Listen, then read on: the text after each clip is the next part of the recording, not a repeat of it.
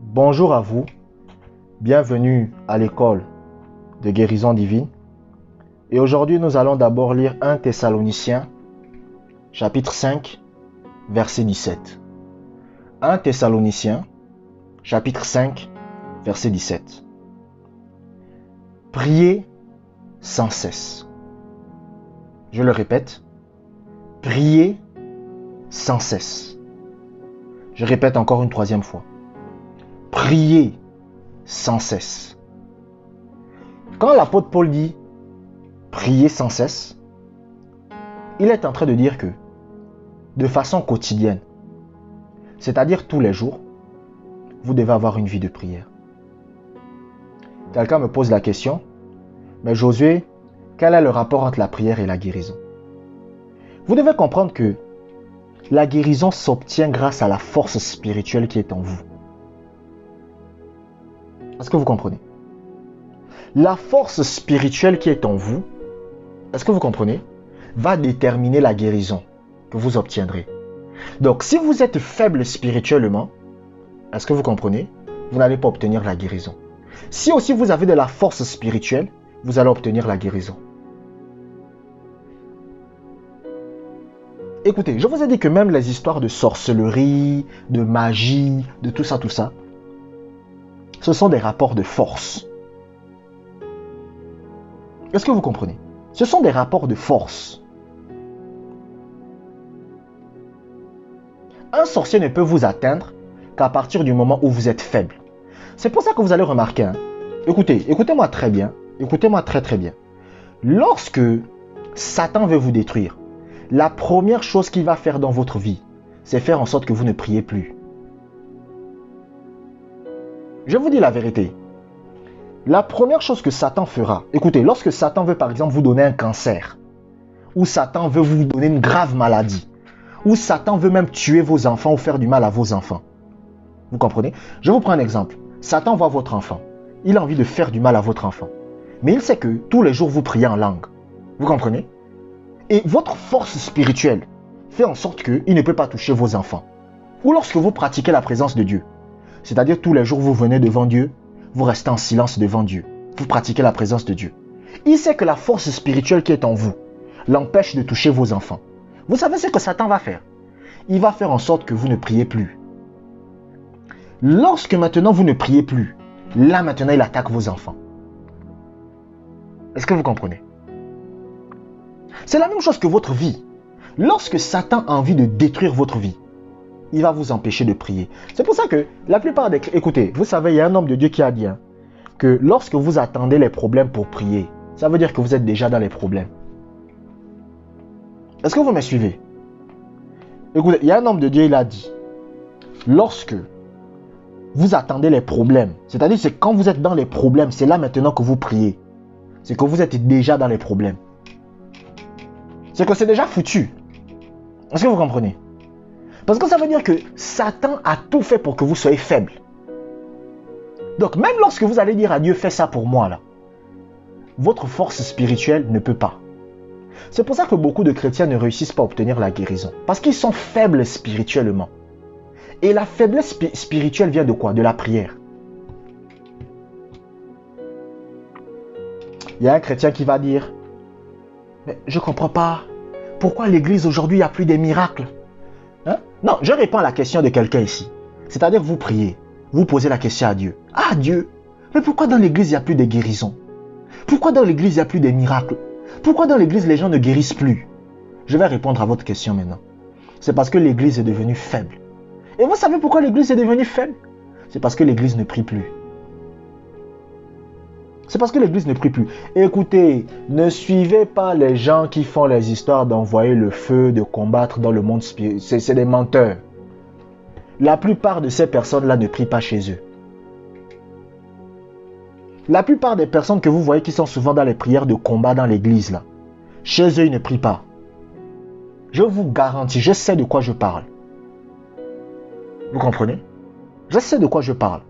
70% des gens qui aiment beaucoup crier dans l'église, vous comprenez, qui aiment toujours montrer aux gens que lui il prie, chez lui il ne prie pas. Est-ce que vous comprenez? Donc, Si vous voulez obtenir votre guérison, il vous faut de la force. Il vous faut de la force. Est-ce que vous comprenez? Il vous faut de la force. C'est pour ça que lorsque vous lisez par exemple le livre, vous comprenez, le livre des Actes des Apôtres, si je me rappelle bien, la Bible vous dit qu'il persévérait dans la prière. Quand vous lisez Actes chapitre 1, on vous dit qu'il persévérait dans la prière. Est-ce que vous comprenez? C'est ce qui s'est même passé avec les diacres. Vous savez, à un moment dans l'église, vous savez, il fallait servir aux tables. L'apôtre Pierre a dit aux gens, il a dit que nous, on ne peut pas laisser la prière pour aller servir aux tables.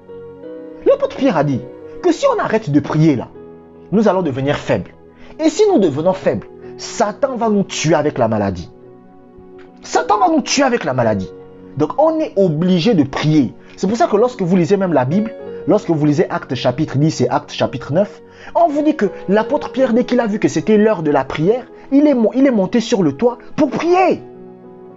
Parce qu'il savait que la force spirituelle permet à son corps de se maintenir en bonne santé. Mais si vous êtes faible spirituellement, si vous ne pratiquez pas la présence de Dieu, si vous ne priez pas en langue, comment vous allez faire? Non, mais je pose la question. Vous ne pratiquez pas la présence de Dieu. Vous ne priez pas en langue. Vous allez faire comment? Est-ce que vous comprenez? C'est pour ça, lorsque vous lisez par exemple la Bible, il y a des gens, ils chassent l'esprit. L'esprit dit, mais toi tu es qui? Les fils de Sceva, ils sont venus devant des esprits. Ils ont dit aux esprits, sors de notre corps. Vous savez, c'est ça la tragédie de l'église. C'est-à-dire qu'il y a beaucoup de chrétiens qui entrent dans des combats spirituels alors qu'ils sont faibles. Vous allez voir des pasteurs, une sœur, elle n'a pas de temps, elle ne passe pas du temps à prier. Elle ne connaît pas la parole. On la fait entrer dans le combat spirituel. Mais vous êtes en train de la tuer. C'est comme si vous êtes en train d'envoyer un enfant de 8 ans à la guerre en Afghanistan. Hein? C'est comme si vous prenez un enfant de 8 ans, vous lui dites, va faire la guerre en Afghanistan. Il va mourir.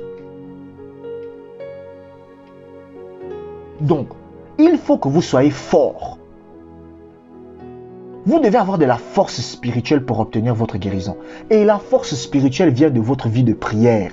Si vous priez 2 minutes par jour, vous serez faible. Écoutez, le chrétien qui prie 2 heures par jour aura une force supérieure à celui qui prie 5 minutes par jour. Est-ce que vous comprenez? Le chrétien qui prie 6 heures par jour aura une force supérieure à celui qui prie 2 heures par jour. Est-ce que vous comprenez? La force spirituelle que vous avez dépend du temps que vous passez avec Dieu. Donc, un chrétien qui pratique la présence de Dieu 1 heure par jour sera plus fort que celui qui fait seulement 10 minutes. Est-ce que vous me suivez? Nous allons lire un deuxième passage biblique. 1 Thessaloniciens, chapitre 5, verset 18. 1 Thessaloniciens, chapitre 5, verset 18. Rendez grâce en toutes choses, car c'est à votre égard la volonté de Dieu en Jésus-Christ. Vous savez, Albert Einstein a dit, la folie, c'est faire à chaque fois la même chose et croire qu'on aura un résultat différent. Ça ne sert à rien de demander à Dieu de vous guérir tous les jours. Ça ne sert à rien. C'est-à-dire venir devant Dieu et dire à Dieu, guéris-moi. Après demain, vous venez, vous dites, guéris-moi. Après le lendemain, vous venez encore, guéris-moi. Ça ne sert à rien. Au lieu de faire ça, remerciez Dieu pour votre guérison tous les jours. Tous les jours, consacrez du temps que vous mettez de côté pour remercier Dieu pour votre guérison. Tous les jours, consacrez du temps que vous mettez de côté pour remercier Dieu pour votre guérison. Ça ne sert à rien de venir demander à Dieu de vous guérir. Ça ne sert à rien. Ça ne marche pas. Vous pouvez demander à Dieu de vous guérir pendant 1000 ans. Ça ne viendra pas. Vous devez remercier Dieu pour votre guérison tous les jours. Et lorsque vous le faites, c'est là que la guérison va commencer à s'opérer en vous. La Bible dit, vous comprenez, dans le livre de 2 Samuel, « Loué soit l'Éternel, et je suis délivré de mes ennemis. » Ça veut dire quoi? Que l'action de grâce vous délivre. L'action de grâce fait en sorte que, écoutez, lorsque vous rendez grâce à Dieu pour quelque chose, cette chose va se réaliser dans votre vie. Même si vous ne le voyez pas. Est-ce que vous comprenez? Si par exemple, vous commencez à remercier Dieu de ce que vous avez une voiture tous les jours, vous savez ce qui va se passer? La voiture va se manifester. Ça veut dire que vous allez voir que quelque chose va se passer, boum boum boum, et la voiture sera là. Dans le domaine de la guérison, c'est pareil. Est-ce que vous comprenez? Plus vous remerciez Dieu pour votre guérison, vous allez voir la guérison se manifester dans votre corps. C'est-à-dire lorsque, tous les jours, vous venez devant Dieu, vous dites à Dieu, « Seigneur, merci, tu m'as guéri. Seigneur, merci, tu es bon. Seigneur, merci, mon corps est en bonne santé.